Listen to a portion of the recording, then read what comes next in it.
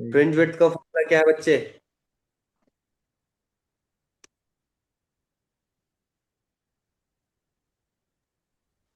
Sir वो याद बोल तो नहीं। रहा है कुछ, उसकी आवाज नहीं आ रही, उसका बॉक्स ग्रीन तो हो रखा है। चलो बताओ, शौर्य तुम बताओ फ्रिंज विड्थ का फॉर्मूला।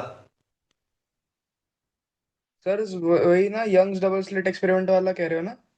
हाँ हाँ। सर वो beta is equals to alpha capital D upon D. Alpha, alpha का लैम्डा। सॉरी अल्फा बोल दिया, लैम्डा, हाँ लैम्डा। लैम्डा डी वही वही। अपॉन डी, ठीक है। पिछले साल हम्म। क्या क्वेश्चन है? उतना इजी क्वेश्चन है कि यंग डबल स्लिट में वाई डी एस ई में दे रखे हैं slit are separated by, slit separate मतलब कि स्मॉल डी दे रखा है कितना, 0.2 mm। अगर न्यू स्लिट हो जाए 0.4 mm हो जाए, तो बताओ परसेंटेज चेंज इन बी कितना होगा? कैलकुलेट करो जल्दी से। परसेंटेज चेंज इन बी कितना होगा ये निकालना है। आपको पता है परसेंटेज चेंज वाला तो हमने बहुत बार कॉन्सेप्ट पढ़ भी चुके हैं, है ना? कहाँ पे पढ़ चुके हैं सर आ सर? रही है आवाज? आ रही है हाँ आवाज? आ रही है सर, आ रही है, आ रही है। परसेंटेज चेंज वाला हम कहाँ पे पढ़ चुके हैं बच्चों? बताओ।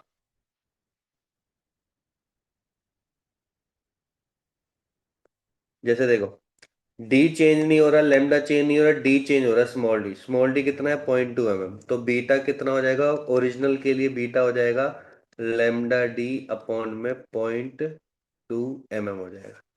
तो बीटा न्यू कितना हो जाएगा बच्चों? बीटा न्यू हो जाएगा बी लेमडा डी अपॉन में 0.4 mm। परसेंटेज चेंज का फॉर्मूला क्या होता है आपको बता रखा है, new minus old divide by old value जो भी होगी इंटू 100%। तो मेरे ख्याल से लेमडा डी तो हर जगह ही कॉमन है, तो उसको लेना तो बिल्कुल बेवकूफ़ी होगी। तो मैं लेमडा डी ले रहा हूँ शॉर्ट करके लिए, सीधा मैं ले रहा हूँ 0.2, 0.4, ओल्ड है 0.4, 0.2 डिवाइड बाय 0.2 इंटू 100%। क्लियर है बच्चों? अगर इसको मुझे 0.2 बनाना है तो इसको टू, हाँ इसको 0.2 बनाना है तो मेरे को इसको 1/2 भा लेना पड़ेगा, राइट? सब्ट्रैक्ट करेंगे तो कितना आंसर आएगा? माइनस के 0.4 आएगा, डिवाइड बाय 0.2 आएगा, इंटू 100। 0.2 ऊपर, 0.4 नीचे, ये आ गया ओनली 50%। देखो कितना आसान। वैसे तो कुछ, ये तो कॉन्सेप्ट हम बहुत बार पढ़ चुके हैं, फॉर्मूला बेस्ड क्वेश्चन आए, कुछ भी नहीं है। Formula based question. क्लियर हो गया सभी को? यस और no? Yes sir. Yes sir. Yes sir. मैंने आपको एक पॉलीक्रोमेटिक समझाया था। पॉलीक्रोमेटिक में क्या बताया था कि जो हमारे स्लिट्स होते हैं, अगर उसमें मैं different different colour of light डाल दूं, जैसे लेट्स सपोज मैंने इस पे रेड डाल दिया और इस पे दे रखा है ग्रीन कलर, ग्रीन कलर दे रखा है, एक में रेड है अनदर में ग्रीन है। तो उस केस में कैसे बनेंगे? जो फ्रिंजेस बनेंगे वो अल्टरनेट बनेंगे, पहला, ठीक है। या फिर जो रेड का होगा वो ग्रीन से बिल्कुल ही अलग होगा, इंटरफेरेंस मतलब कि जो पैटर्न बनेंगे बिल्कुल डिफरेंट टाइप के बनेंगे, ठीक है। या तो सेंटर पे ग्रीन बनेगा, बाकी साइड में रेड बनेगा, ऐसा है। या फिर कोई फ्रिंजेस बनेगी ही नहीं। तो अगर आपको याद हो तो हमने एक बीटा फॉर्मूला निकाला था। बीटा फॉर्मूला निकाला था बच्चों हम सभी ने। ओवरलैप करेंगे। ओवरलैप कर रहे थे, राइट? ठीक है। अगर यहाँ पे अगर वो ओवरलैप करेंगे तो क्या हो जाएगा बच्चे? सेंट्रल एरिया पे जाएंगे ओवरलैपिंग करके, कलर मिक्स हो जाएंगे, तो वहां पे क्या होगा? व्हाइट लाइट क्रिएट हो जाएगा, और व्हाइट लाइट होने से हमें इंटरफेरेंस फ्रिंजेस दिखाई ही नहीं देंगे, ठीक है। इंटरफेरेंस फ्रिंजेस हमें दिखाई नहीं देंगे। क्लियर हो गया? Yes sir. Yes sir. ठीक है। एक एक और आ रखा है, मोनोक्रोमेटिक होता है, नॉर्मल लाइट है। उसने बोल रखा है इंटेंसिटी है 1:9। याद है हमने एक आई नोट क्वेश्चन लिया था, और एक 9 I0 आप ऐसे भी ले सकते हैं। Interference pattern is obtain by this beam, ratio of intensity maximum to minimum निकालना है, मैक्सिमम टू मिनिमम निकालना। आपको याद हो तो हमारे पास एक आई रिजल्टेंट का फॉर्मूला था। आई रिजल्टेंट का फॉर्मूला क्या था? I1 + I2 + 2 times I1 I2 cos del phi. ठीक है, यही अब कॉस डेल फाई सबको डिसाइड है, आपको पता है मैक्सिमम कब होता है इसकी वैल्यू, जब क्या होते हैं बच्चे, +1। मिनिमम की वैल्यू क्या होती है, -1, दैट्स इट। इसका मतलब कि आई, बच्चों आई मैक्स होगा आपका I1 प्लस I2 का अंडर रूट का स्क्वायर, याद है। और आई मिनिमम क्या था, आई मिनिमम, आई मिनिमम को यहाँ पे माइनस आ जाएगा, that will become I1 minus I2 के अंडर रूट का स्क्वायर, बस खत्म। यहाँ पे 1 दे रखा तो 1, 9 का रूट 3, 1 9 का रूट 3, इसका स्क्वायर, इसका स्क्वायर, 4 का स्क्वायर 16, 2 का स्क्वायर 4, आंसर आना चाहिए 4:1। तो देखो क्या हम इस टाइप के क्वेश्चन कर चुके हैं, यस और नो, कर चुके हैं। देख लो आगे क्वेश्चन। तो क्वेश्चन जो आपने पढ़ा है ना बच्चों, वही क्वेश्चन ही आएगा, बस अच्छे से रिवाइज करना है, अच्छे से कॉन्सेप्ट बना के करना है, तभी क्वेश्चन हो पाएंगे। क्लियर हो गए सभी को? यस ठीक है, Yes, sir. Yes, sir. Yes, sir. एक और दे दिया, देखो क्वेश्चन।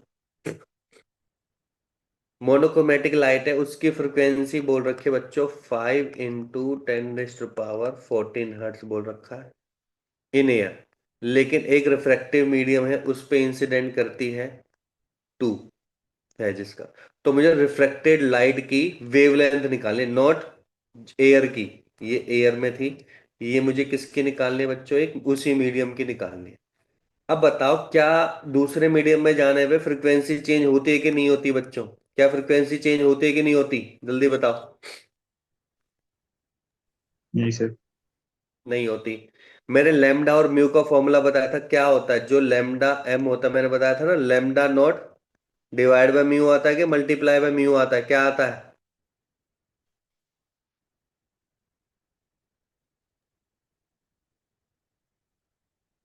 कहाँ पे आता है, डिवाइड में आता है मल्टीप्लाई में आता है,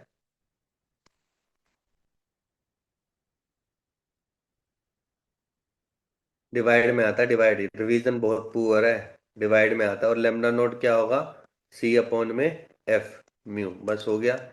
3 × 10⁻8, 5 × 10⁻14 इंटू में 2, इतना इजी प्रॉब्लम आया था, बताओ, खत्म क्वेश्चन। क्लियर है सभी को, everyone? Yes yes sir. Sir Yes, sir. चलो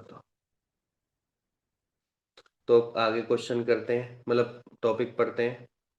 तो देखो हमने अभी तक यंग डबल स्लिट एक्सपेरिमेंट पूरा लगभग लगभग खत्म कर लिया है।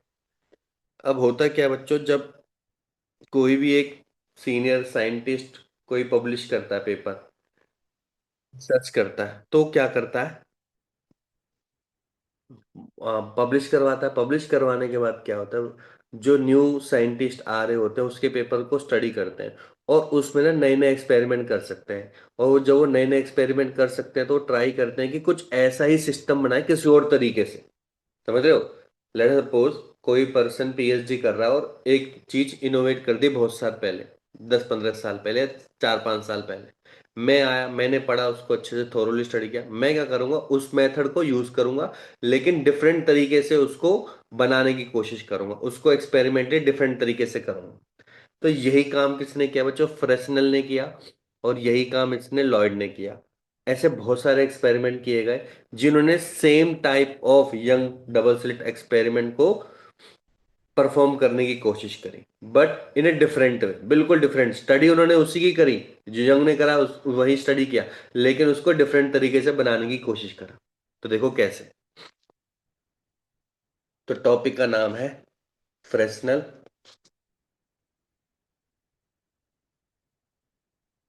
बाइप्रिज्म। बाइप्रिज्म बोला दैट मीन्स दो प्रिज्म होंगे, लेकिन दो प्रिज्म कैसे रखे गए बच्चे, देखो एक प्रिज्म है मेरा ऐसा, और दूसरा ही प्रिज्म मेरा है ऐसा, दोनों ही सेम साइज के होने चाहिए। एंगल ऑफ प्रिज्म आपका ए, एंगल ऑफ प्रिज्म आपका है, मैंने यहाँ पे थोड़ा बड़ा दिखा रखा, वैसे एंगल ज्यादा ही छोटा होगा। बहुत ज्यादा छोटा होगा बच्चे, ठीक है, जस्ट फॉर अंडरस्टैंडिंग। तो ध्यान से देखो, यहाँ पे हमारी मान के चलो स्क्रीन है, ठीक है, और मैं मान के चल रहा हूं कि एक ही सोर्स है जो सिंगल स्लिट से आ रहा है।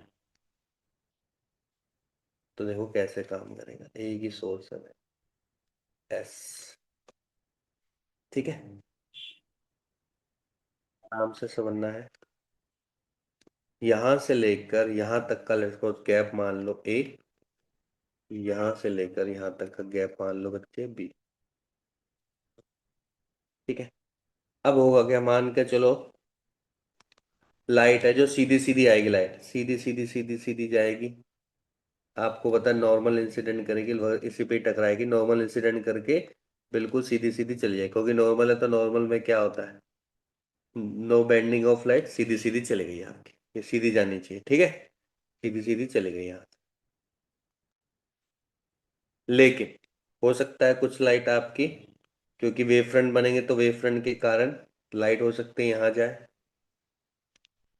अब लाइट का नॉर्मल है इस डायरेक्शन में, अंदर आपको पता है कैसे होगी, बेंडिंग टुवर्ड्स नॉर्मल होगी, मतलब कि ये क्या करेगी, बेंडिंग इस डायरेक्शन, मतलब कि ये क्या करेगी, ऐसे ना जाके, अवे ना जाके, लगभग लगभग हम मान के चल रहे हैं कि सीधी सीधी जा रही है एक तरीके की, इस तरीके से, ठीक है बच्चों।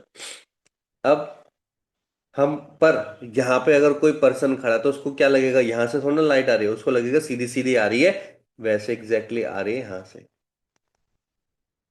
तो ये इसका कौन सा सोर्स हो गया, S1 सोर्स हो गया। सिमिलरली यहां से लाइट जाएगी, ठीक है, रिफ्रैक्ट हो जाएगी, सीधी सीधी जाएगी, यहाँ पे कोई पर्सन है उसको क्या लगेगा, कहाँ से लाइट आ रही है, बिल्कुल सीधी सीधी लाइट आ रही है, जो कि सोर्स है बच्चे S2 सोर्स है।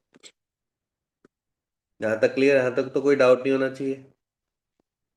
तो सर फिर पैटर्न कैसे बनेंगे, देखो पैटर्न कैसे बनेंगे,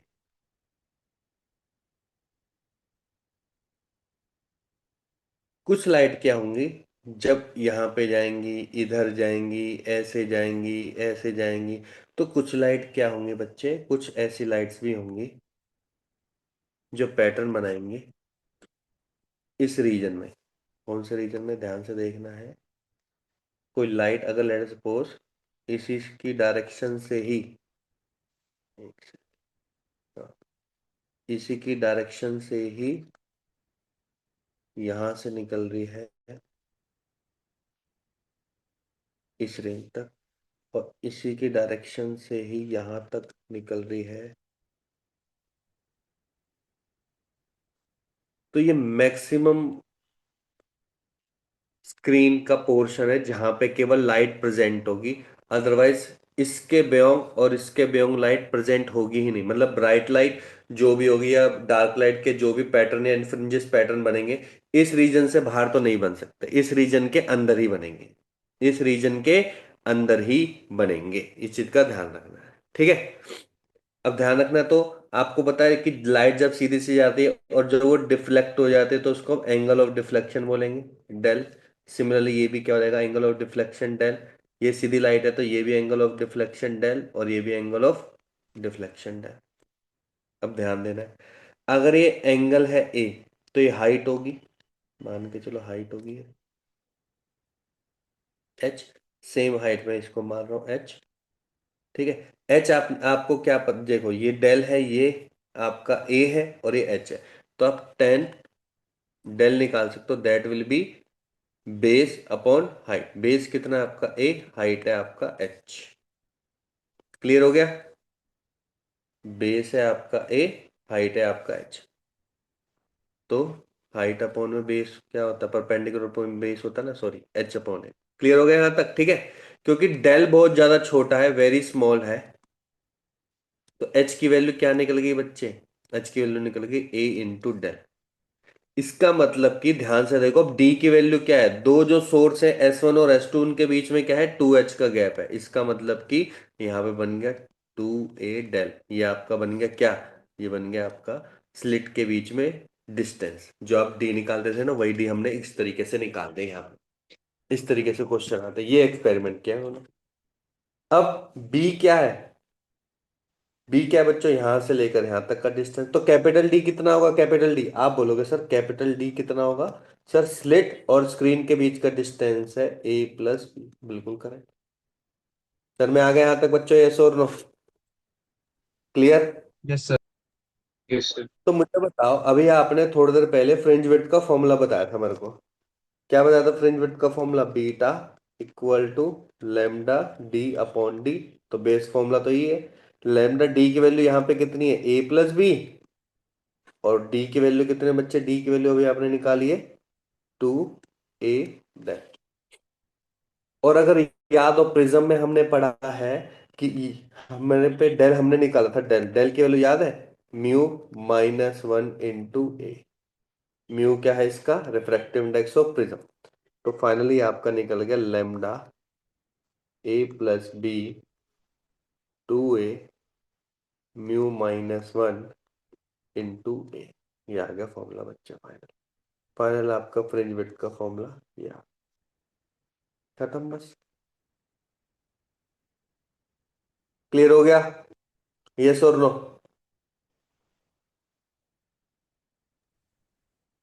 Yes, sir. ठीक है। Yes, अब sir. इसमें एक भी आता है, देखो मैंने आपको ये रीजन बताया जहां पे फ्रिंजेस क्रिएट मतलब बनेंगी। ठीक है, यही रीजन है जहां पे फ्रिंजेस बनेंगी। तो उन लोगों को कितने फ्रिंजेस बन सकते हैं यहाँ पे? How many fringes can be shown on the screen? कितने हमारे फ्रिंजेस यहाँ पे दिखाई देंगे? ठीक है। तो उसके हिसाब से अगर मैं एंगल देखो, देखो ध्यान से देखो, एंगल देखो तो ये लेंथ, वैसे तो मैंने तो थोड़ी ज्यादा दिखा रखी है पर ऑलमोस्ट बी लेंथ है। ये अगेन कितनी लेंथ है? लेट अस सपोज ये लेंथ हो गई कैपिटल एच। इसको कैपिटल एच मान लो, कैपिटल एच मान लो। तो जब आप लिखोगे इसको, लिखो ऐसे, ट्रायंगल बनाओगे तो 10 डेल एक और भी निकल जाएगा एच अपॉन में बी। कैपिटल एच अपॉन में बी। तो कैपिटल एच का फॉर्मूला क्या आ गया? B into del. Total screen पे जहां पे बनेगा वो 2h होगा। कितना हो जाएगा? बी डेल और 2 टाइम्स ये बन जाएगा स्क्रीन पे। अब आपको पता है एन फ्रिंजेस बनेंगे। एन फ्रिंजेस बनेंगे मतलब कि एन बीटा। एन बीटा हो गया एन फ्रिंजेस का। उसकी टोटल कहाँ कितने लेंथ में बनेंगे? सर वो टोटल लेंथ में बनेंगे 2b डेल में बनेंगे। तो यहाँ पे आपको एन की वैल्यू भी निकाल सकते हैं। एन की वैल्यू क्या हो जाएगी? 2b डेल अपॉन में बीटा। और बीटा का फॉर्मूला आप निकाल चुके, इसमें पुट कर दोगे तो ये हमें क्या बताएगा? ये बता देगा कि नंबर ऑफ फ्रिंजेस कितने बन रहे हैं इसमें। नंबर ऑफ फ्रिंजेस कितने बन रहे हैं ये बता देगा हमें। क्लियर हो गया? यस और नो? Yes, sir. Yes, है sir. ना? तो दोबारा समझाने की उतने, दोबारा बस जल्दी से समझ लो। देखो एक सोर्स है, उसने क्या बनाने की कोशिश की? दो प्रिज्म लिए। ठीक है, अपोजिट डायरेक्शन में लिए, एक के ऊपर एक रखा। ठीक है, बेस सेम रखा उसने। एक सीधी लाइट जाएगी, एक रिफ्लेक्टेड होके जाएगी जो एंगल डेल बना रहे, दूसरी भी रिफ्लेक्टेड होके जाएगी जो एंगल डेल बना रहे, जो हमें लग रहा है कि ये दो सोर्स से आ रही है। फिर हमने देखा कि यहाँ पे जो पैटर्न बनेगा, तो हमने क्या देखा कि पहले तो हमने डिस्टेंस निकाला दो स्लिट के बीच में, वो ये रहा। फिर हमने निकाला क्या? जनरल फॉर्मूला बीटा का, जो हो कि होता है लेमडा डी अपॉन में डी। ये हमने पुट कर दिया।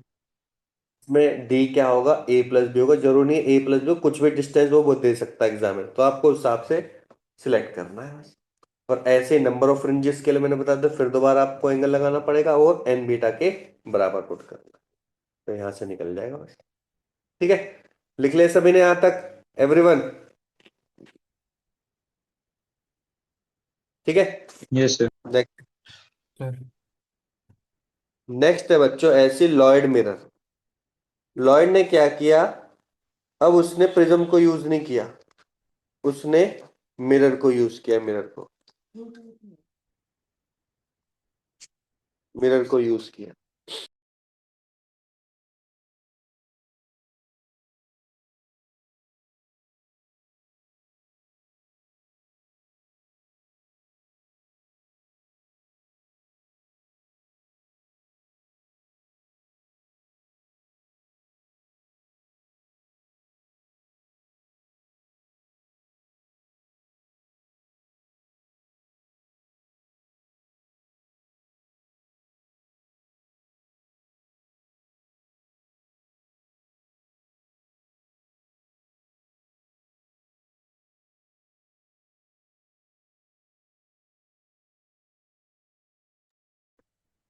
तो लॉयड मिरर में क्या करते हैं बच्चों, उसने यहाँ पे भी सिंगल सोर्स यूज किया। ठीक है, ध्यान से समझना, देखो सिंगल सोर्स यूज किया, इसका मतलब कि उसने एक ही स्लिट से पास किया यहां से। ठीक है, उसने एक मिरर लगाया हॉरिजॉन्टल डायरेक्शन। ठीक है, और यहां से लेट्स सपोज एक ले लिया डिस्टेंस ए ले लिया, इसका डिस्टेंस ले लिया बी स्क्रीन तक। ठीक है, और इसकी लेंथ ले ली बच्चे एल। आराम से समझना, देखो डेफिनेटली एक लाइट तो क्या होगी, जो सीधी सीधी जा रही होगी वो तो सीधी सीधी जाएगी यहां से, है ना। हो सकता हो इसके वेव फ्रंट क्रिएट होंगे तो एक लाइट ऐसे भी जा सकती है, बिल्कुल जा सकती है। ठीक है, अब ध्यान से समझना है, मैं क्या कह रहा हूं, हो सकता हो एक लाइट ऐसे टकराए, देखो ऐसे टकराए, और टकराने के बाद यहां जाए, इस पे जाए। सर में आएगी नहीं है बच्चों, तो हमें क्या लगेगा, लाइट कहाँ से आ रही है बच्चों, दो सोर्स से आ रही है, लगेगा कि नहीं लगेगा, है ना। जो कि ये इमेजिनरी सोर्स होगा, ये क्या होगा बच्चों, आपका ओरिजिनल सोर्स है, और ये कौन सा है बच्चों, इमेजिनरी सोर्स है। ठीक है, तो इसको मैंने एस डैश मान लिया और ये मेरा एस हो गया। क्लियर हो गया यहां तक। तो ये मेरा क्या बन गया बच्चों, सेम बिल्कुल वही वाला कॉन्सेप्ट बन गया, ये वाई बन गया, यहां से लेकर यहां तक ये एच है, मान के चलो, तो ये एच के ही बराबर होगा। तो डी डिस्टेंस कितना हो गया बच्चे, 2h हो गया, मतलब जितनी हाइट गिवन होगी उसका डबल कर देना है। जहां तक बात क्लियर। सर डी कितना लेना है, डी डी याद करो कहां से होता था, स्क्रीन, सॉरी डबल स्लिट से स्क्रीन तक। वो आप देख रहे होंगे ए भी आ रहा है, एल भी आ रहा है, डी भी आ रहा है, तो कितना हो गया, ए प्लस बी प्लस एल, खत्म। ठीक है, सर में आ गया बच्चों, यस और नो, है ना। लेकिन बस यहाँ पे एक छोटा सा एक समझना है कॉन्सेप्ट, ये समझना है। पहले जो होता था लाइट बच्चों, एक सीधी जा रही है, एक यहां से आ रही थी, तो हमने एक बीच का डिस्टेंस लिया था, जिसको याद करो हमने लिया था डी साइन थीटा, तो हमने डेल एक्स माना था डी साइन थीटा, जो यहाँ पे भी है, बिल्कुल सही बात है। पर वो दोनों सोर्स जो पहले थे ना, वो दोनों सोर्स एक साथ निकल रहे थे, एक साथ निकल रहे थे दोनों S1 और S2 से। यहाँ पे एक साथ नहीं निकल रहे हैं, यहाँ पे एक तो पहुंचा पहुंचा, एक टकरा के पहुंचा, बाद में पहुंचा टकरा के, मतलब उसने एक एक्स्ट्रा पाथ चला है। तो अगर वो एक्स्ट्रा पाथ चला है तो कितना उसने फेज डिफरेंस किया। अब आपको पता है कि कोई भी जब लाइट होती है, जब वो रिफ्लेक्ट करती है, रिफ्लेक्ट करने पे कितना फेज डिफरेंस हो जाता है पता है, कितना फेज डिफरेंस हो जाता है उस केस में, डेल्फाई कितना हो जाता है। देखो ऐसे जा रही थी, उल्टी होगी तो कितना हो जाता बच्चे, पाई का हो जाता, पाई का फेज डिफरेंस हो जाता। यस और नो, यस और नो, Yes, यही sir. होता है ना। और आपको डेल फाई का फॉर्मूला पता है क्या होता है, 2 pi by lambda into del X. तो अगर ये मेरा पाई है और ये 2 पाई बाय लैम्डा है इंटू डेल एक्स है, तो ये कट गया, तो इसका मतलब कि सेकंड वेव का एक्स्ट्रा पाथ डिफरेंस कितना आ गया, λ/2 आ गया। तो मतलब कि डी साइन थीटा तो आया ही आया, क्योंकि डिस्टेंस दूर दूर है, क्योंकि रिफ्लेक्ट हुआ है, इसकी वजह से बच्चे λ/2 भी आ गया। ये लिखोगे due to reflection.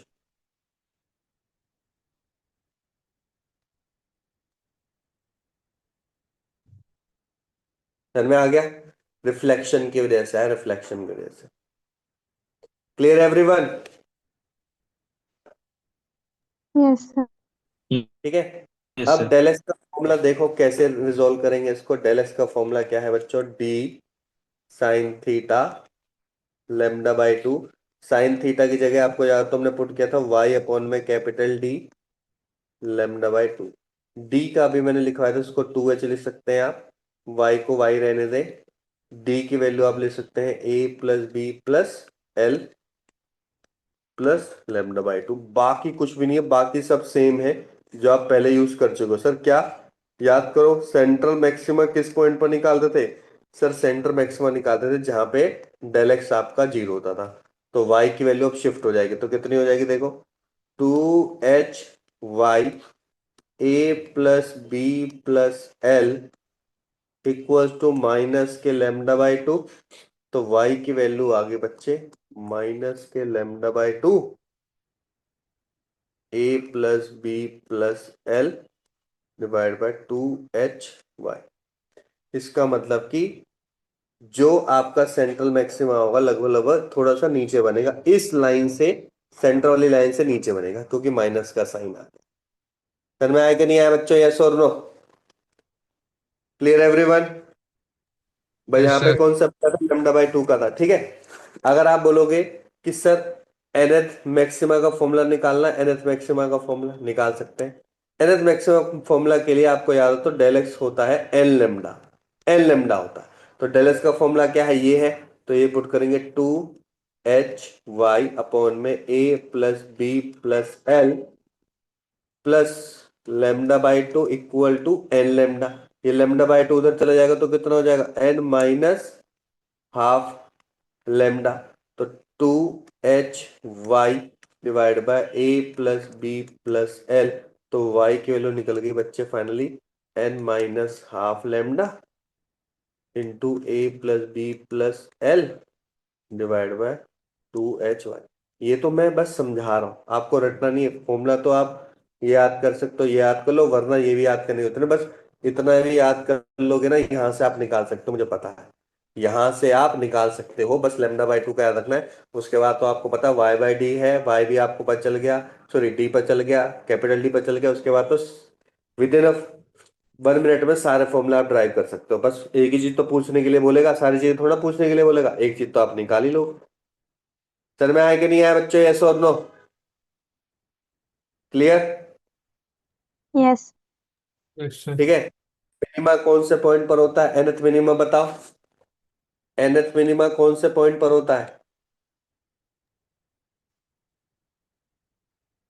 Nth minima कौन से पॉइंट पर होता n minus half है? एन माइनस हाफ lambda क्या, divided और ये क्या हो जाएगा, लेमडा बाई टू। यहाँ पे कितना है बच्चे, यहाँ पे था 2hy अपॉन में a plus B by a plus plus b L. का लेमडा माइनस का उधर जाके माइनस का, माइनस माइनस का क्या बन जाएगा बच्चों, n माइनस वन बन जाएगा, है ना? n माइनस वन बन गया यहाँ पे, यस और नो? ठीक है। और yes sir ठीक है, और y की वैल्यू कितनी आ जाएगी, यहाँ पे मल्टीप्लाई हो जाएगी a plus B plus L divided by 2h। खत्म बस।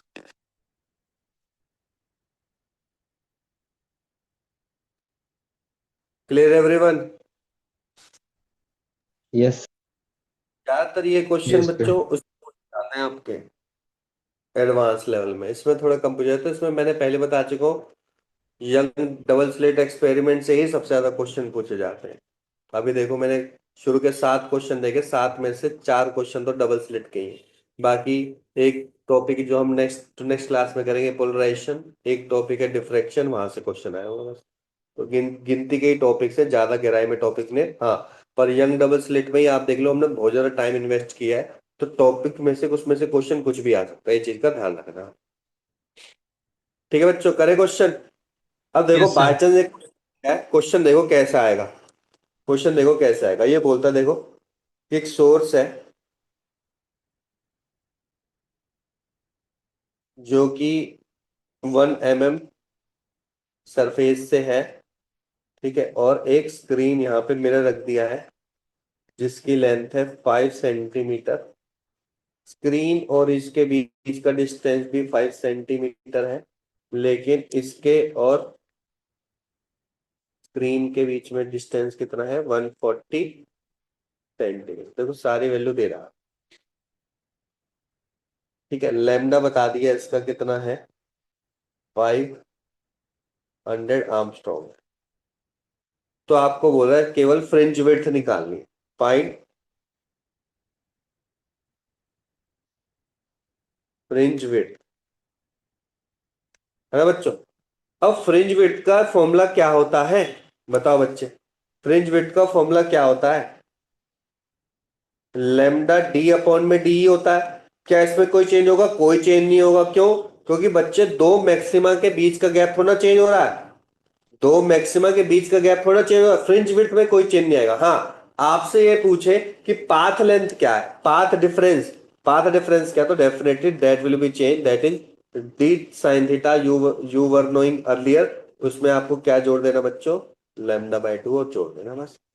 बाकी फ्रिंज विड्थ में कोई चेंज नहीं है। अब देखो लेमडा कितना गिवन है, आप बोलोगे 5000 मतलब 10 पावर -10। कैपिटल डी की वैल्यू डायरेक्टली ले सकते हैं आप, 150 है, आपको पता है क्यों, एक पैटर्न बनाएगा। स्मॉल डी कितना है बच्चों यहाँ पे? स्मॉल डी कोई बताएगा मेरे को, स्मॉल डी कितना है? स्मॉल डी कितना है यहाँ पे? 2H। 2h, मतलब कि 2h का मतलब कि यहाँ का डबल करना पड़ेगा ना, तो कितना हो जाएगा? 2m। यस और नो, है ना। ये है 10 पावर -2। तो ये वैल्यू सारी पुट करेंगे बच्चे, तो आंसर आपका लगवा आएगा 0.375 मिलीमीटर। बस खत्म, खत्म होगा। बस पैटर्न को समझना था कि क्या, कैसे बिहेव कर रहा है ये। यंग डबल स्लिट एक्सपेरिमेंट की तरह ही बिहेव कर रहा है, तो उसी के बेसिस का फॉर्मूला लगा दे बस।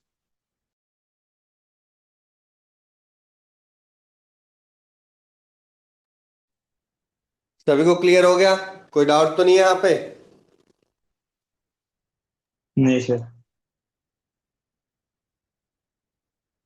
ठीक है, तो देखो लगभग लगभग कुछ इसी टाइप का ही क्वेश्चन है, अलग से आया हुआ है। तो उसको भी क्वेश्चन की तरह भी समझ सकते हो, अदरवाइज कॉन्सेप्ट बना के भी कर सकते हो, जैसा आपको सही लगे। जैसे हमने कॉन्सेप्ट बनाए थे, इसको भी कॉन्सेप्ट बना के कर सकते हैं, जिसका नाम था बिलेट। इसका नाम है मतलब बिलेट पिट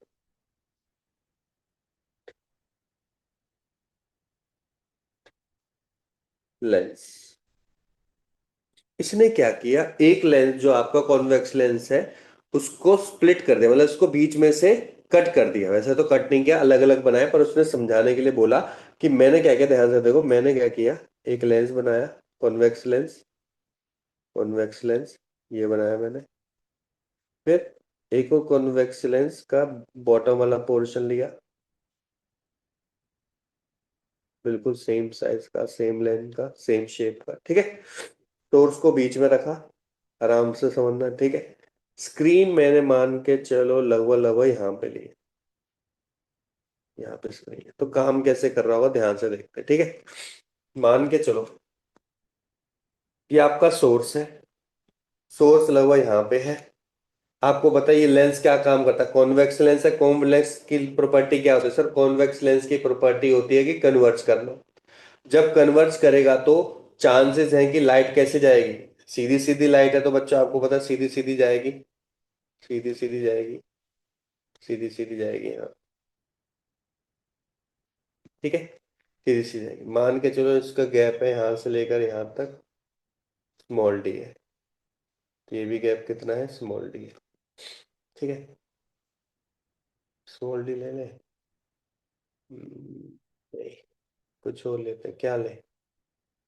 स्मॉल डी तो हमने वही मान रखा है, थिकनेस ले लेते हैं, चलो टी है, टी ले लो, ठीक है। अब लाइट आएगी यहां से, इसकी प्रॉपर्टी क्या होती है बच्चों? रिफ्रैक्ट कर रही है, ठीक है, ठीक है बच्चों। सॉरी, क्या करेगी यहां से? कन्वर्ज करेगी, कन्वर्ज करके कैसे जाएगी बच्चों? हो सकता है ऐसे जाए आपकी लाइट, है ना। ऐसे ही बच्चों यहां से लाइट है, यहां से भी क्या हो सकता है बच्चों? ऐसे डिफ्रैक्ट होके जाएगी।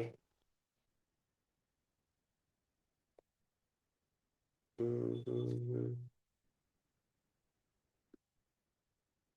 नहीं, एक सेकेंड रुको, 10 है, ये 10 है, ज्यादा पे रख रहा हूँ, ज्यादा, हाँ ठीक है।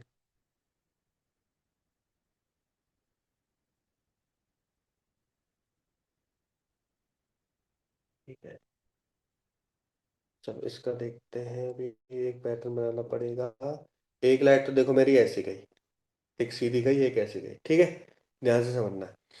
हाँ, यहाँ पे एक और चीज थी, ध्यान से देखना। यहाँ पे ना बच्चों, जो आपके प्रिंसिपल एक्सिस है ये है, प्रिंसिपल एक्सिस ये है, ध्यान से देखना, ये है आपकी प्रिंसिपल एक्सिस।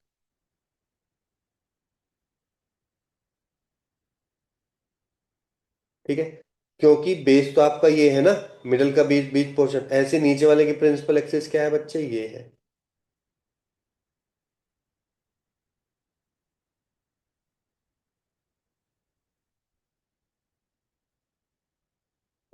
ठीक है, तो लाइट मेरी यहां से टकराई।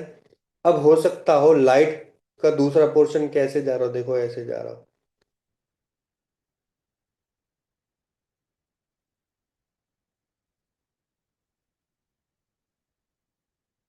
ऐसे जा रहा हो नीचे। ठीक है, ये हो सकता है। दूसरी लाइट का क्या हो सकता है,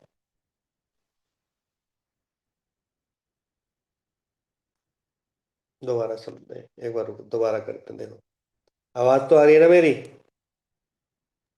Yes, sir. Yes. दोबारा देखो। देखो एक लेंस है ये, थोड़ा गैप लेता हूँ मैं। एक लेंस है ये, गैप बहुत कम है, मिलीमीटर में ही गैप है, थोड़ा बड़ा दिखाते हैं इसको। ठीक है, इसके बिल्कुल बीच में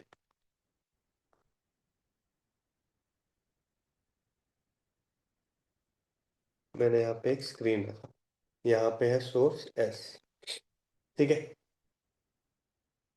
इसके बीच में, इसके बीच में, इसके बीच में, इसके बीच में लेट सपोज क्वेश्चन के टर्म में ले लो 0.5 mm है, ये भी कितना है 0.5 mm का गैप है, टोटल कितना हो गया 1 mm का गैप है। ठीक है, इसकी फोकल लेंथ ले ली बच्चों 10 सेंटीमीटर, यहां से लेकर यहां तक का गैप है 15 सेंटीमीटर। तो डेफिनेटली जो मेरा इमेज होगी, क्योंकि एफ और टू एफ के बीच में है, तो कहाँ पे बनती है एफ और टू एफ की इमेज, टू एफ से बियॉन्ड बनती है। टू एफ से बियॉन्ड मतलब कि 20 सेंटीमीटर से तो दूरी बनेगी, 20 सेंटीमीटर से दूर बनेगी, तो जो इमेज बनेगी यहाँ इस सोर्स की बनेगी वो 20 सेंटीमीटर से दूर बनेगी, पहली बात। दूसरी बात ये है बच्चे कि इसकी जो प्रिंसिपल एक्सिस है वो ये है, तो जो मेरा ऑब्जेक्ट है यहाँ पे, हाँ, जो चीज मैं पहले गड़बड़ी कर रहा था वो मुझे याद आ गया। वो क्या था कि मेरा जो ऑब्जेक्ट है ना बच्चा, प्रिंसिपल एक्सिस से नीचे है प्रोजेक्ट, तो मेरी इमेज कहाँ बनेगी, क्योंकि एफ और टू एफ के बीच में है, तो कहाँ पे बनेगी इमेज, सर हमारी बनती है अपसाइड डाउन, मतलब कि अगर ऑब्जेक्ट मेरा नीचे है तो इमेज बनेगी ऊपर, अगर ऑब्जेक्ट मेरा ऊपर है तो इमेज बनेगी नीचे। इसका मतलब कि मेरी इमेज इस प्रिंसिपल एक्सिस से ऊपर बननी चाहिए। तो मान के चलो एक ऑप्टिकल सेंटर से पास होके जा रही लाइट, पता है ऑप्टिकल सेंटर से पास होके जाती है तो सीधा सीधा जाती है, ये मेरी लाइट होगी जो सीधा सीधा सीधा सीधा जा रही है। ठीक है, एक लाइट होगी जो लेंस से गुजर के जाएगी इस तरीके से। ठीक है, इस तरीके से जाएगी, कहीं पे भी जा सकती है। तो देखो आपकी इमेज कहाँ बन रही है, दोनों टकरा रही है तो ऊपर बन रही है, तो ये आपका ऑब्जेक्ट हो गया, ये बच्चे इमेज बन गई। सर में आगे सभी को यस और नो, क्लियर एवरीवन, कोई दिक्कत तो नहीं है समझने में, अब क्लियर हो गया। ये मेरा ऑब्जेक्ट डिस्टेंस हो गया, हाइट ऑफ ऑब्जेक्ट, ये हो गया हाइट ऑफ इमेज। ठीक है बच्चों, और जे जो पॉइंट होगा ये डेफिनेट 20 से तो ज्यादा होगा, क्यों, क्योंकि सर 20 या 20 से ज्यादा होगा, है ना, 20 या 20 से, सॉरी 10 है ना, 20 से ज्यादा होगा। तो मैंने मान के चल लिया कि लगभग लगभग कितना निकलेगा, निकल सकते हैं इमेज की डिस्टेंस निकाल सकते हैं किससे, sir 1/v minus 1/u equal to 1/f। Image distance निकल जाएगी आपकी 1/u, कितना है -15, ये है 1/10, 1/10 प्लस 1/15 30 आएगा, 3 + 2 5। v की वैल्यू कितनी निकली, सॉरी -15, v की वैल्यू निकलेगी 3 - 1 तो 1/30, तो कितना निकल गया बच्चों? 30 सेंटीमीटर। तो मतलब यहां से लेकर यहां तक की कितनी है बच्चों? 30 सेंटीमीटर। तो देखो, तो अब जो यहाँ पे ऑब्जेक्ट होगा उसको ये थोड़ा पता है कि यहाँ से ऑब्जेक्ट, यहाँ से इमेज आ रहा है, ये समझेगा कि यहाँ से सोर्स लाइट है। सिमिलरली जब यहां से आएगा बिल्कुल सेम हाइट से,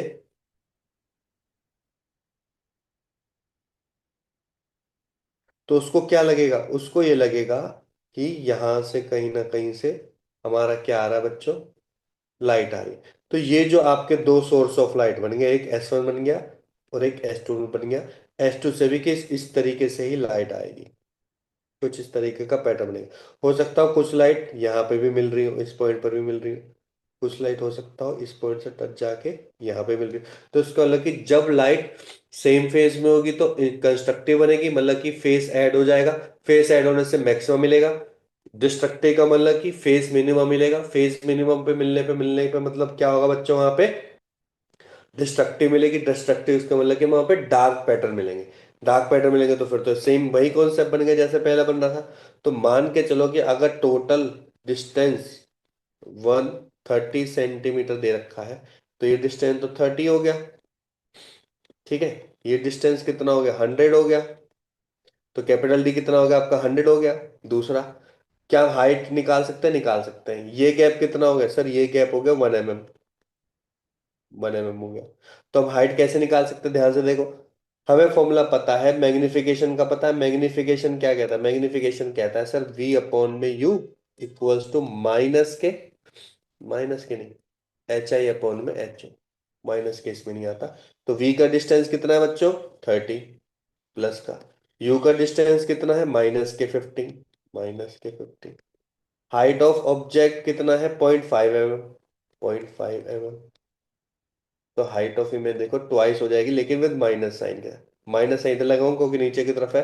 तो हाइट ऑफ इमेज कितनी निकल गई बच्चे यहाँ पे? हाइट ऑफ इमेज निकल गई 0.2 निकल गई। इसका मतलब कि यहां से लेकर यहां तक कितना है बच्चे? ये भी 1 mm, ये भी 1 mm। तो मुझे डी, स्मॉल डी की वैल्यू कितनी आ गई सर? दो सोर्स के बीच का डिस्टेंस 1 mm, 1 mm, 1 mm। तो कितना हो गया बच्चे? 3 mm।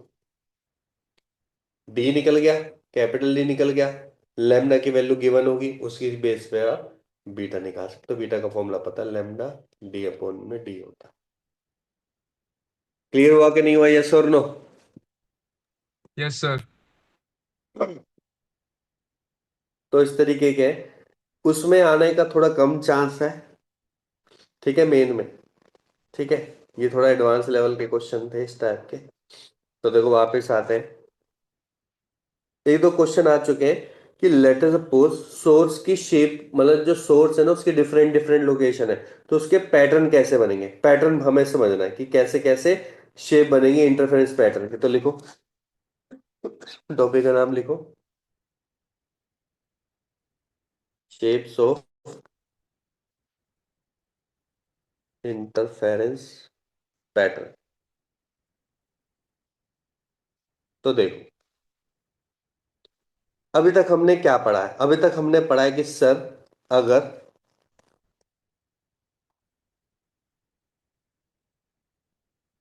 कोई कार्डबोर्ड ले लिया मैंने और उसमें मैंने डबल,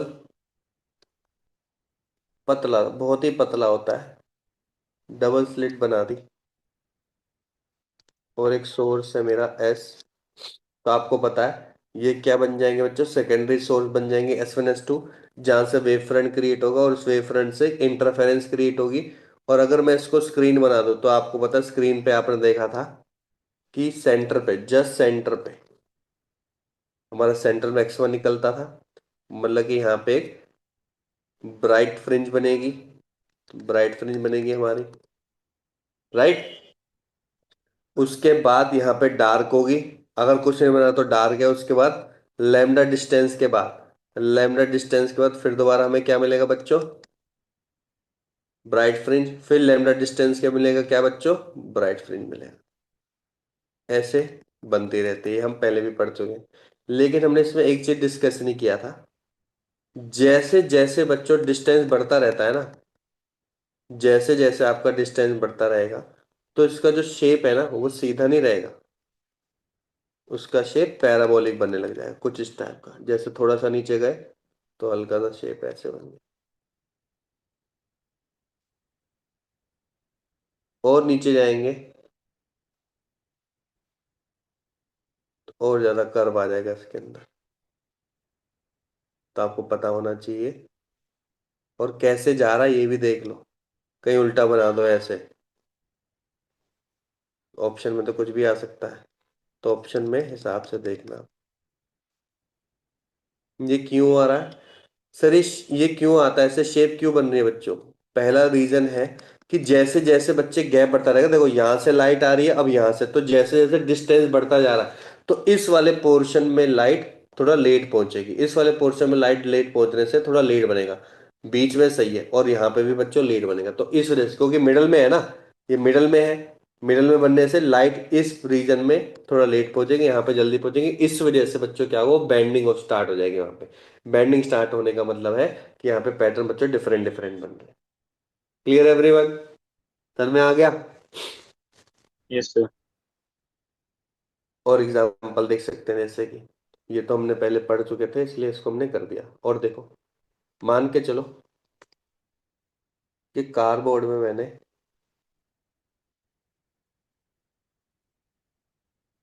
बस होल ही क्रिएट, सिलेक्ट नहीं बनाया, होल क्रिएट किया बच्चों। एक होल ये रहा, एक होल ये रहा, S1 S2।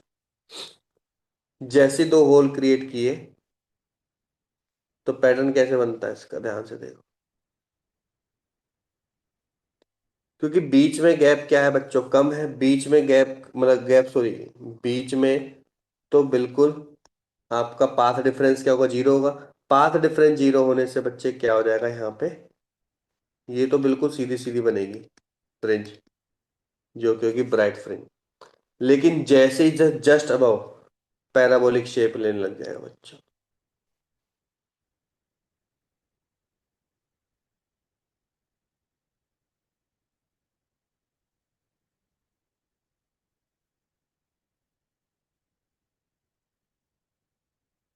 मतलब ये आपका फर्स्ट मैक्सिमा है, ये आपका सेकंड मैक्सिमा है। लेमडा का गैप तो अभी भी रहेगा, इसमें लेमडा लेमडा का गैप है, इसमें भी लेमडा का ही गैप है।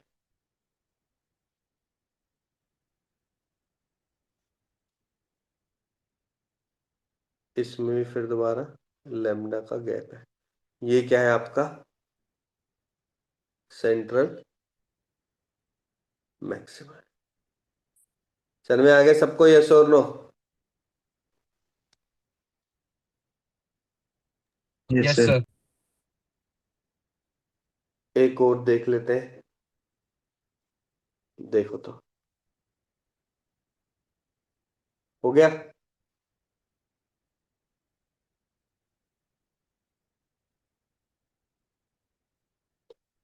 लेट्स सपोज दोनों सोर्स सेम लाइन में ही है, सेम लाइन का मतलब कि एक है, ध्यान से देखो, S1 सोर्स, एक है मेरा S2 सोर्स, दोनों के बीच में गैप है। वो गैप कुछ भी हो सकता है, कितने भी लेमडा का गैप हो सकता है, पर लेमडा का गैप है, ठीक है। तो स्क्रीन पे देखो कैसे बनेगी, स्क्रीन पे समझना है।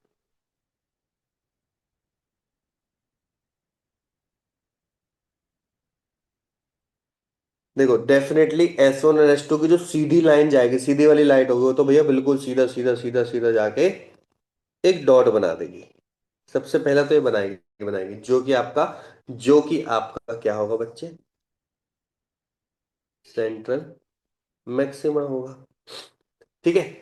अब ध्यान से देखो, जैसे ही लाइट हल्की सी कुछ, ये लाइट भी फैलेगी, ये लाइट भी फैलेगी, हो सकता है ये लाइट कुछ इस तरीके से जा रही हो, तो इसका भी कुछ पोर्शन जाएगा, मान के चलो इस पॉइंट पर है, इस तरीके से, ठीक है। अब ये तो पॉइंट सोर्स ऑफ लाइट है, मेरी स्क्रीन तो ना point of source of light, तो बच्चों पूरे 3D में जाएगी ना, तो हो सकता हो 3D में जाने पे इसका शेप कैसे बनेगा बच्चों, एक सर्कुलर शेप बनेगा, सर्कुलर शेप बनेगा बच्चों इसका। 3D में जाएगी ना, पूरे सर्कुलरली जाएगी, ऐसे इस तरीके से जाएगी लाइट। जब इस तरीके जाएगी तो बच्चों कैसी शेप बनाएगी, सर्कुलर शेप बनाएगी, ऐसे सर्कुलर शेप बनाएगी। तो इसका मतलब कि ये सेंट्रल मैक्सिमा होगा, तो ये क्या हो गया? ये हो गया बच्चों फर्स्ट मैक्सिमा। ये क्या हो गया? ये हो गया सर सेकंड मैक्सिमा। बीच वाला क्या होगा बच्चों? यहाँ पे जो डार्क होगी तो वो बन जाएंगे मिनिमा। वो क्या बन जाएंगे? मिनिमा बन जाएंगे। तो यहाँ पे अगर ध्यान से देखो, अब क्वेश्चन ये भी आ सकता है कि सर इसका वो निकालो, बीटा निकालो, फ्रिंज विड्थ निकालो। तो देखो कैसे निकालना, देखो इंटरेस्टिंग भी है। लेट सपोज दोनों के बीच में गैप दे रखा है 5 लेमडा का, या डी दे दिया, चलो छोड़ो, डी दे दिया, डी दे दिया, ठीक है। ये एंगल मान लिया मैंने, ये एंगल मान लिया थीटा।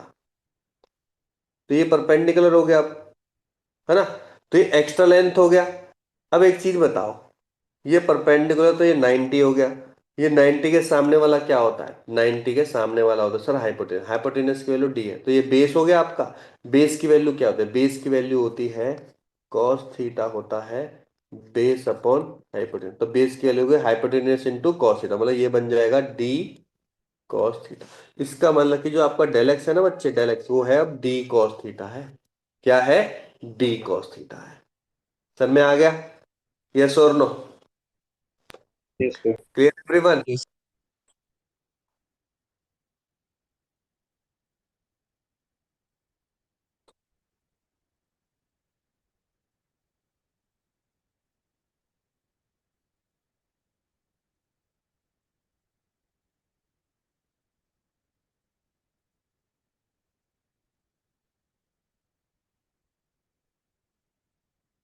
ठीक है।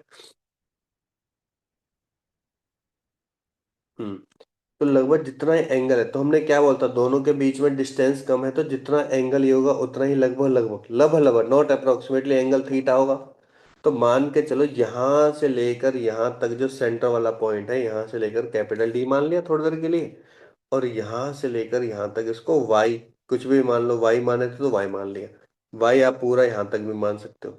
तो जो आपका कॉस थीटा हो जाएगा वो क्या बन जाएगा सर? कॉस थीटा होगा बेस डी अपॉन में D square plus Y square.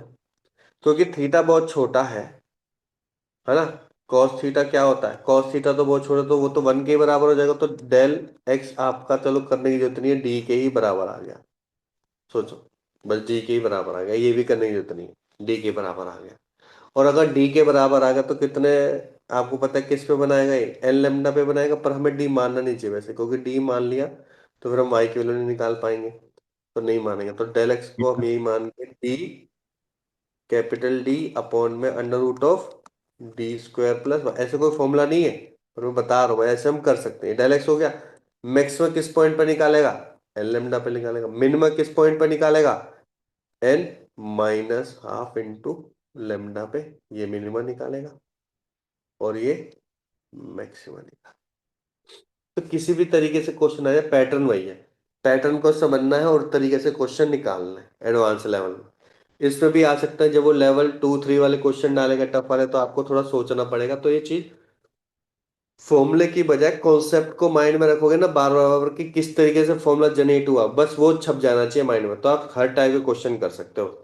Formula आपका टाइम बचाएगा, बस ये ध्यान रखना, फॉर्मूला आपका टाइम बचाएगा, ये सबसे इंपॉर्टेंट है। क्लियर हो गया बच्चों? आगे बढ़े। Yes, sir. तो नेक्स्ट टॉपिक स्टार्ट होता है बच्चों, डिफ्रैक्शन। डिफ्रैक्शन बच्चों मेजरली जेई मेन में ही आता है या फिर आपके स्कूल एग्जाम में आता है। तो आज हम ट्राई करेंगे कि स्कूल लेवल के लिए हम कंप्लीट कर सकें, ताकि नेक्स्ट क्लास में फिर हम उसको मेन के लिए करें। तो ध्यान से समझते हैं, देखो डिफ्रैक्शन है क्या। तो डिफ्रैक्शन को इस तरीके से समझो बच्चों, जैसे कि मान के चलो कि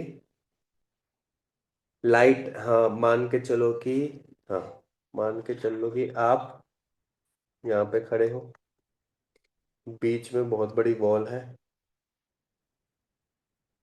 या आप एक रूम में बंद हो, मान के चलो ऐसे रूम में बंद हो, ठीक है। बाहर 2 पर्सन बात कर रहे हैं। तो एक चीज बताओ, बाहर जब बात कर रहे हैं तो जो बात करें, जो साउंड क्रिएट करेंगे, क्या चांसेस है ना कि वो हमें साउंड सुनाई दे सकती है? चांस है कि वो हमें साउंड सुनाई दे सकती है। लेकिन जो यहाँ पे लाइट है, लाइट इनके ऊपर पड़ रही है, मान लो रात को बात करें, तो बहुत कम चांस है कि लाइट इस रूम के अंदर आ जाए। अनलेस सेंट्रल खिड़की खुली हो, या खिड़की आपके विंडो हो, ग्लासेस हो, तभी आ सकती है। अगर आपने सब कुछ बंद कर रखा है तो बहुत ही कम चांस है कि आपके पास लाइट पहुंचेगी। इसका पीछे क्या होता है कारण बच्चों? डिफ्रैक्शन ऑफ लाइट होता है, डिफ्रैक्शन होता है, डिफ्रैक्शन, नॉट लाइट। बस समझना है डिफ्रैक्शन। डिफ्रैक्शन क्या कहता है, ध्यान से समझो कि कोई भी हमारी इलेक्ट्रोमैग्नेटिक वेव हो, ईएम वेव हो, चाहे वो मैकेनिकल वेव हो। मैकेनिकल वेव का मतलब हमारी साउंड हो गई और ये हमारी लाइट हो गई। ध्यान से समझना, इनमें से कुछ भी हो, अगर इसकी वेवलेंथ, अगर इसकी वेवलेंथ कंपेरेबल है, मतलब बराबर है किसके?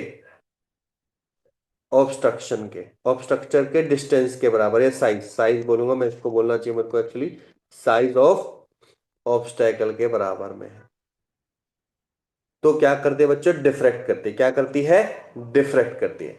अब ऑब्स्ट्रक्शन कैसे हो सकते हैं, पहले तो समझना ऑब्स्ट्रक्शन कैसे हो सकते हैं, तभी मैं अच्छे से समझा पाऊंगा कि क्या चीज है। ध्यान से देखो, मान के चलो कि मैंने एक एक्सपेरिमेंट किया, कार्डबोर्ड लिया, अभी लिखवाऊंगा डेफिनेशन, पहले समझ लो। और मैंने क्या किया बच्चे, एक छोटा सा होल कर दिया। इस होल का जो डायमीटर होगा ए, जिसको मैंने मान लिया ए, इसकी जो ए लेंथ है ना, जो वेवलेंथ आ रही है, वेवलेंथ आपको पता है लाइट की कितनी होती है, 10 पावर फ्रीक्वेंसी कितनी होती है, 10 पावर 15, 10 पावर 14, जो इनकी वेवलेंथ होती है 400 नैनोमीटर के आसपास होता है, मतलब कि अप्रोक्सीमेटली मैं बोलूंगा तो माइक्रोमीटर में होती है। अगर आपने इतना कम होल ले रखा है ना, आपने इतना कम होल ले रखा है, इतनी साइज में ही होल रखा है, तो लाइट देखो कैसे करते हैं, लाइट जाएगी, देखो ऐसे आएगी लाइट, यहां से आएगी, यहाँ जाएगी, सीधा सीधा सीधा सीधा सीधा, और यहाँ से डिफ्रैक्ट हो जाएगी बच्चे, फैल जाएगी, फैल जाएगी लाइट, ठीक है, फैल जाएगी लाइट इस तरीके से। तो आप बोलोगे सर ये तो पहले भी हो रहा था, इंटरफेरेंस में भी तो हो रहा था। अभी समझाऊंगा इंटरफेरेंस और डिफ्रैक्शन में क्या अंतर है, अभी समझाऊंगा, पर अभी के लिए बस इतना याद रखना है, अभी के लिए आपको इतना याद रखना है कि लाइट को क्या करता था बच्चों? फैला देता है, डिफ्रैक्ट कर देता है हर जगह। पर ये कब करता है बच्चों? उसी ऑब्जेक्ट पे करेगा अगर उसका साइज क्या होगा? कंपेरेबल होगा लेमडा के ए के बराबर। लेमडा और ए अप्रोक्सीमेटली इक्वली होने चाहिए, बराबर होने चाहिए, ठीक है, लेमडा और ए लगभग लगभग बराबर होने चाहिए। ऐसे दूसरा एग्जांपल देख सकते हैं कैसे, मान के चलो कि ये स्क्रीन है,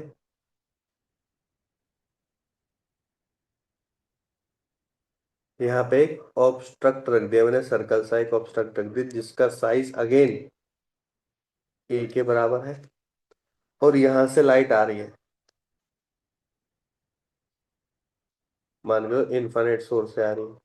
तो आपको क्या लगता है, देखो ये ऑब्स्ट्रक्शन है, ऑब्स्ट्रक्शन क्या करेगा? लाइट क्या करती है? लाइट इससे टकराएगी, एजिस पे टकराएगी, एजिस पे, एजिस पे टकराने के बाद बच्चे क्या हो जाएगी? ये बैंड हो जाती है, जैसे वहां पे बैंड हुई थी, वहां पे फैल गई थी, यहाँ पे क्या हो रही है बच्चों? बैंड हो रही है। बैंड होने पे यहाँ पे उसकी इमेज बन रही है बच्चों। तो या तो बैंड हो सकती है लाइट, या फिर स्प्रेड भी हो सकती है। तो बैंडिंग और स्प्रेडिंग कब होगी? ध्यान सुन लो, कब होगी? जब lambda approximately will be equal to size of obstruction के बराबर होगा, तभी क्या होगी बच्चों? बेंडिंग या स्प्रेडिंग होगी।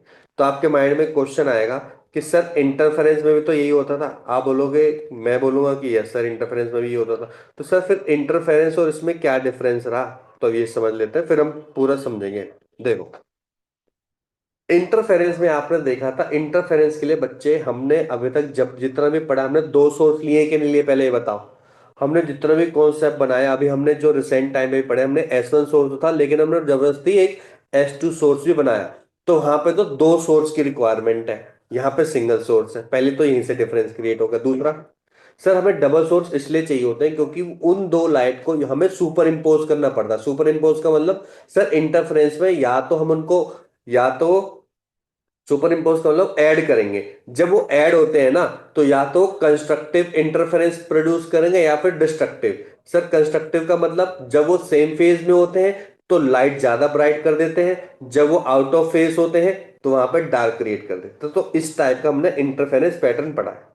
क्या हम यहाँ पे कुछ ऐसे बोला मैंने? सर मैंने ऐसे बोला, इस वजह से यहाँ पे सिंगल वेव फ्रंट आता है, वहां से बच्चे वहां पे डबल वेव फ्रंट से लाइट आती है। पहली बात तो यहीं से सुपर इम्पोजिशन यहां से भी है, यहाँ पे भी है।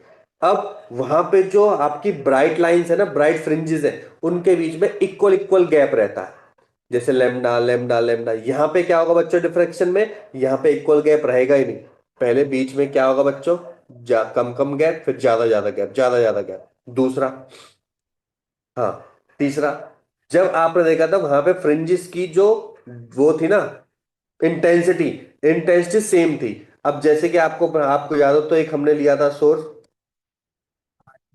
आई नोट लिया, तो हमने बोला था कि सारे के सारे जो आपके ब्राइट फ्रिंजेस होंगे सबकी इंटेंसिटी 4 I0 रहेगी। यहाँ पे भी 4 I0, यहाँ पे भी 4 I0। यहाँ पे ऐसा नहीं बनता। यहाँ पे क्या होता है, बीच वाले की सबसे ज्यादा, उसके बाद जैसे जैसे आपकी डिस्टेंस बढ़ती रहेगी सेंट्रल से, वैसे वैसे उसकी इंटेंसिटी क्या होती रहेगी बच्चों? कम होती रहेगी। अब यहाँ पे क्योंकि इंटेंसिटी यहाँ पे मिल गई तो यहाँ पे थोड़ी ज्यादा डार्क होगी, यहाँ पे ऐसा नहीं होता, यहाँ पे बहुत कम डार्क होता है, मतलब कि यहाँ पे लाइट की इंटेंसिटी भी रहेगी। इसलिए यहाँ पे डिफ्रैक्शन हो रहा है। डिफ्रैक्शन होगा लाइट का फैलना हो रहा है, इंटरफेरेंस होता है लाइट का जुड़ना या फिर उसका खत्म हो जाना। सर में आ रहा है बच्चों, यस और नो? क्या ये बात सर में आ गई सबको? इंटरफेरेंस और डिफ्रैक्शन में सर में आ गए सभी को, यस और नो? Yes, sir. ठीक है। दूसरा एक और इंपॉर्टेंट पॉइंट होता है कि यहाँ पे जो आपकी फ्रिंजेस बनती है ना, बहुत ज्यादा इंटरफेरेंस बहुत ज्यादा बनती है। यहाँ पे फ्रिंजेस बनते हैं लेकिन एज कम्पेयर कम फ्रिंजेस बनती है, कम फ्रिंजेस बनती है। तो पहले लिख लो डिफ्रैक्शन क्या होता है, लिखो, फिर मैं इन दोनों के बीच में डिफरेंस निकालता हूँ। लिखो बच्चों, diffraction is a phenomena, diffraction is a phenomena when light encounters and when light encounters an obstacle or any other opaque object, when light encounters any obstacle or any opaque object or edges or edges, corner, etc. having dimension, having dimension in the order of wavelength of light, having dimension in the order of wavelength of light, then light bends and spread into the shadow region, then light bends and spread into the shadow region।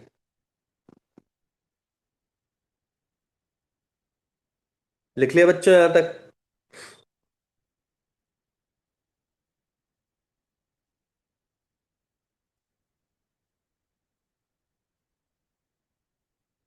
लिख लिया? Yes, sir. Next line से लिखो, diffraction is possible, diffraction is possible in all types of waves, diffraction is possible in all types of waves, that is in mechanical and electromagnetic wave। Mechanical wave हो गई आपकी sound wave, electromagnetic wave हो गई आपकी light wave. तो हर जगह diffraction हो सकता है। बस कंडीशन क्या है, आपसे बोले कभी भी कंडीशन क्या है सर, जो आपका ऑब्स्ट्रक्शन की जो डायमेंशन है वो नियर बाय टू लेमडा ही होनी चाहिए। ये मतलब ऐसे नहीं बिल्कुल exactly lambda, 2 lambda, 3 lambda, 4 lambda, 10 20 तक लैम्डा। उससे ज्यादा करोगे तो फिर दिक्कत आएगी, उससे ज्यादा करोगे तो डिफ्रैक्शन नहीं होगा, ज्यादा करोगे डिफ्रैक्शन नहीं होगा। ठीक है, क्लियर हो गया यहां तक? ठीक है। तो डिफ्रैक्शन किसके ऊपर डिपेंड कर रहा है मेजरली, तो लिखोगे डिफ्रैक्शन मेजरली डिपेंड्स ऑन, लिख लो diffraction majorly depends on 2 factors, diffraction majorly depends on 2 factors. First, size of obstacles, size of obstacles and wavelength of wave, wavelength of wave.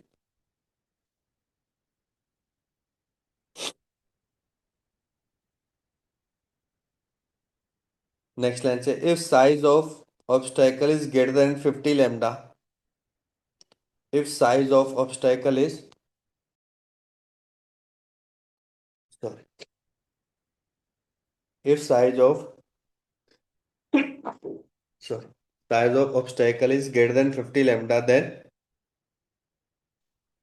diffraction will not take place, diffraction will not take place।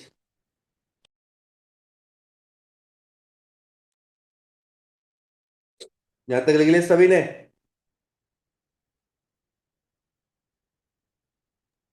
Sir एक बार last में repeat कर दो। if size of diffraction is more than 50 lambda, then diffraction will not take place।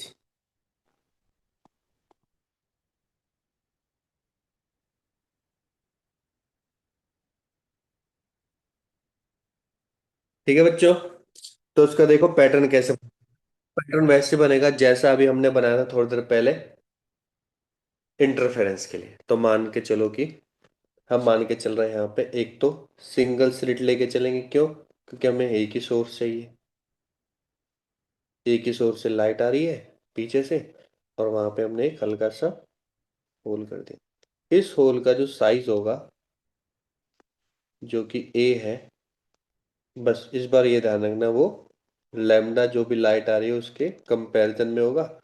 तो होगा क्या यहाँ पे, कैसा बनेगा आपका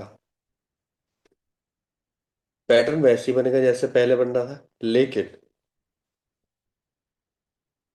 ये सेंटर वाला बच्चा क्या होगा, बहुत ज्यादा डार्क होगा, अभी जो मैंने बताया था। उसके बाद लाइट डार्क होगा,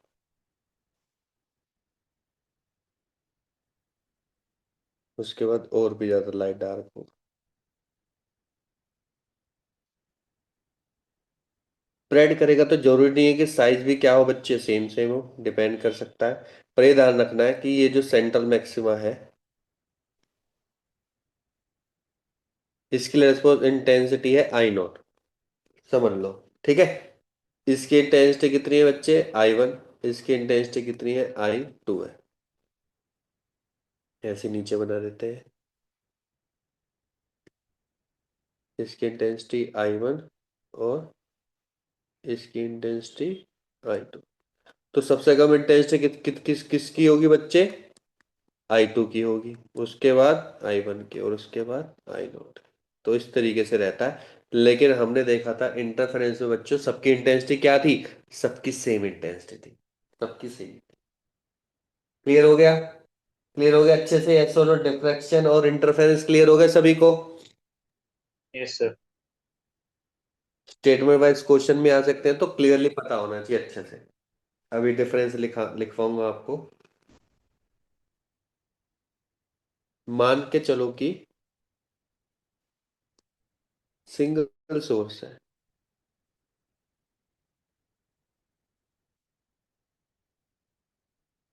ठीक है, सिंगल सोर्स है, तो याद करो कैसा पैटर्न बनना था आपका, सर्कुलर शेप का बनना था। लेकिन सर्कुलर शेप का तो बनेगा, लेकिन उसके बाद क्या होगा बच्चों, जो इंटेंसिटी होगी, इंटेंसिटी क्या होती रहेगी, कम होती रहेगी, कम होती रहेगी, कम होती रहेगी। तो मान के चलो इंटेंसिटी नीचे वाले की कितनी है, बीच वाले की, I0, I1, I2, I2 less than I1 less than I0। इस तरीके से पैटर्न बनेगा। सेम पैटर्न आपका इंटरफेरेंस में बन रहा था, बस वहां पे इंटेंसिटी सेम थी, ये डिफरेंस है।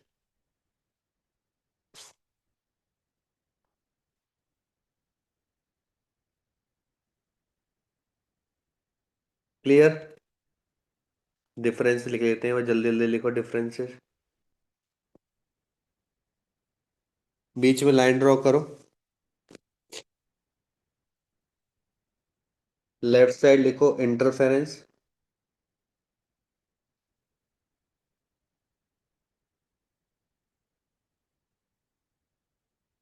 और यहाँ लिखो डिफ्रैक्शन।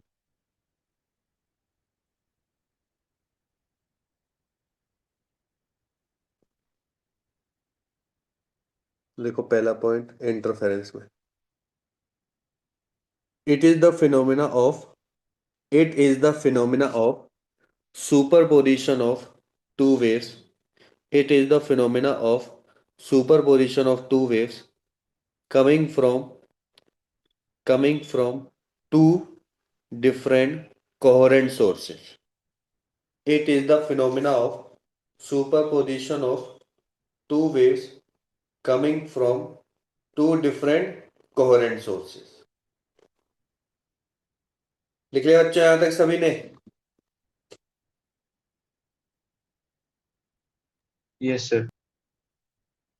डिफ्रैक्शन में लिखो, it is the phenomena of it is the phenomena of superposition of two waves. It is the phenomena of superposition of two waves coming from same wave front. Coming from same wave front.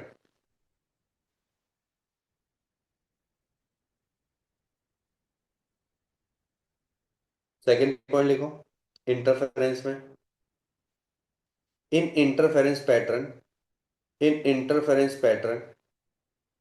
all bright lines या all bright fringes in interference pattern, all bright fringes are equally bright and equally spaced.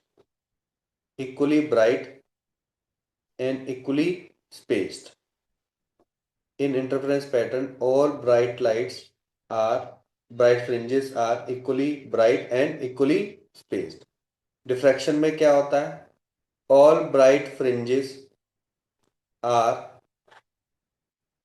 not equally bright and equally wide.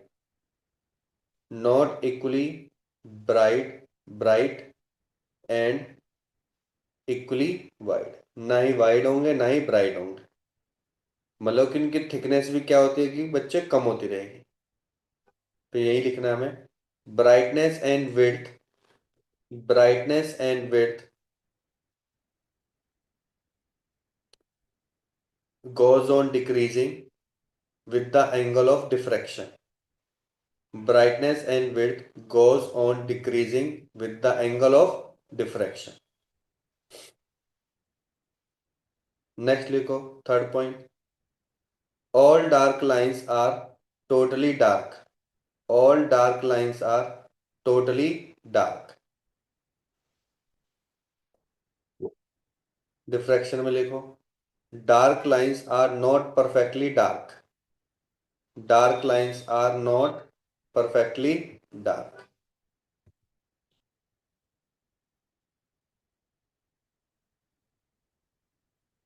That means their contrast with bright lines and width, their contrast with bright line and width goes on decreasing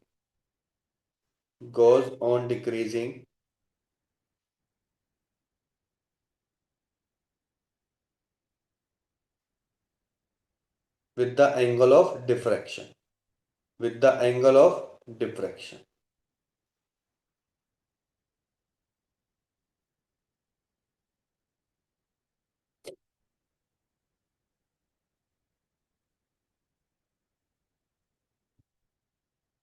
last लिखो interference में, in the interference bands are large in number. Fringes लिख दो, fringes are large in number. Diffraction में लिखो, in diffraction fringes are less in number.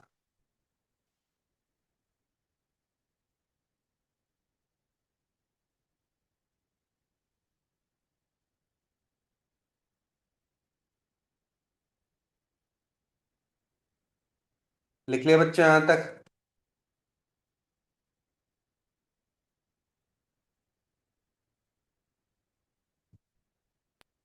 Yes, sir.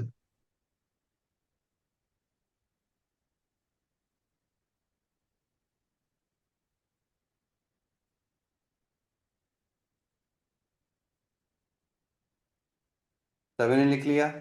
ठीक है, तो देखो असर्शन और रीजन का एक क्वेश्चन आया था 2025 में, तो देखो क्या बोल रहा है। इन young double slit experiment, the fringes produced by red light are closer as compared to produced by blue light. दूसरा रीजन क्या है? The fringe width is directly proportional to wavelength of light. Fringe width किसके directly proportional होती है बच्चों? Wavelength की। मेरे ख्याल से ये फॉर्मूला तो बिल्कुल करेक्ट है कि बीटा लैम्डा डी अपॉन में डी के बराबर होता है। पर हमें चेक करना है कि लैम्डा किसका ज्यादा होता है।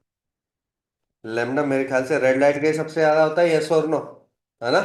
वे यस प्योर में जाते हैं तो लैम्डा सबसे ज्यादा उसका होता है। जिसका लैम्डा ज्यादा है उसका बीटा ज्यादा है। बीटा ज्यादा हुआ कि नहीं हुआ? यस और नो? बीटा ज्यादा होने का मतलब क्या हो गया? बीटा ज्यादा होने का मतलब हो गया कि दो मैक्सिमा के बीच में गैप ज्यादा हो गया। अगर दो मैक्सिमा के बीच में गैप ज्यादा हो गया तो पहली वाली स्टेटमेंट तो गलत हो गई, है ना?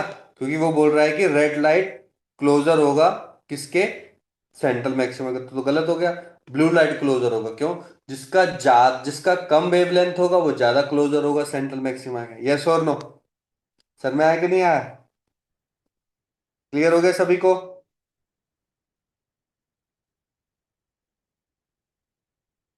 यस यस हाँ जी सर। बच्चों, एक और देखो, एक और है, ध्यान से सुनना वो क्या कह रहा है। यंग डबल स्लिट एक्सपेरिमेंट में अगर वो ऑप्टिकल डेंसर में परफॉर्म किया जाता, ऑप्टिकली डेंसर को याद करो, हमने बताया था कि जब हम उसको कहाँ रख दें, हम उसको एक मीडियम में रख दें, रिफ्रैक्टिव मीडियम में, तो जो कंजिक्यूटिव फ्रिंजेस है ना वो कम क्लोजर हो जाएंगे। पहले बताओ क्या ये सही लग रहा है कि जो कंजिक्यूटिव फ्रिंजेस हैं मतलब बीटा की वैल्यू कम हो जाएगी? हाँ भाई, सही बोल रहा है गलत बोल रहा है? क्या लग रहा है आपको?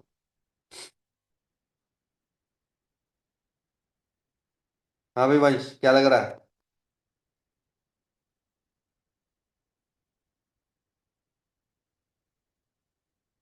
वंश आवाज आ रही है?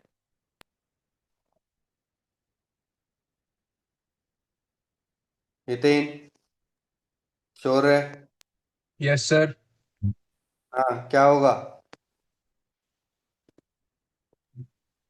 मैंने अभी थोड़ी देर पहले समझाया था कि लेमडा की वैल्यू कम होते कि ज्यादा होते मीडियम में रखने पर, पहले ये बताओ। सर आपकी वो शायद स्क्रीन भी मतलब दिख नहीं रही है मेरे को, बंद सी हो गई, एक बार स्क्रीन तो इंडक्टेंस डिफ्रैक्शन आवाज पे अटक गई है। आवाज तो सुनाई दे रही है मेरी, कि वो भी नहीं सुनाई दे रही? नहीं नहीं, आवाज सुनाई दे रही है। हाँ, तो उसका जवाब मैं पूछ रहा हूँ कि लेमडा की वैल्यू कम हो जाती है कि ज्यादा हो जाती है मीडियम रखने पर? शायद से कम हो जाएगी ना, क्योंकि कम। लैम्डा हो जाएगा, हम्म। Lambda naught. कम हो जाएगी। लेमडा की वैल्यू कम होने से फ्रिंजेस क्लोजर आएंगे कि दूर दूर चले जाएंगे? क्लोजर आएंगे। क्लोजर आएंगे, तो मेरे ख्याल से असर्शन करेक्ट है। रीजन देखते हैं। The speed of light reduces, speed of light reduce हो जाती है while it's frequency does not change. मेरे ख्याल से रीजन भी करेक्ट है कि आपको पता है ऑप्टिकल टेंसर मीडियम में स्पीड ऑफ लाइट क्या हो जाती है? कम हो जाती है। तो क्या रीजन, मेरे को बस ये लग रहा है कि असर्शन रीजन करेक्ट तो है, लेकिन रीजन क्या है? करेक्ट एक्सप्लेनेशन है कि नहीं है? ये बताओ, अब ये बताना है कि नहीं। तो याद करो, मैंने एक फॉर्मूला बताया था कि mu equal to C by V, तो हमें पता है वेलोसिटी कम हो जाएगी म्यू के बढ़ने से, राइट? म्यू के बढ़ने से कम हो जाएगी तो लेमडा भी तो क्या हो जाएगी मेरी? कम हो जाएगी। और लेमडा कम हो जाएगी तो डेफिनेटली क्या होगा फिर? तो देखो वी इजिकल टू लेम क्या होता है, देखो फॉर्मूला क्या होता है?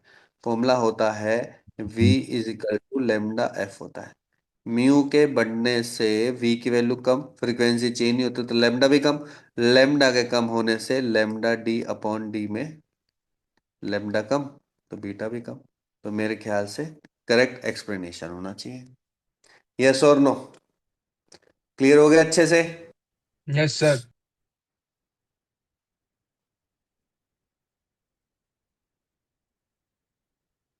ठीक है।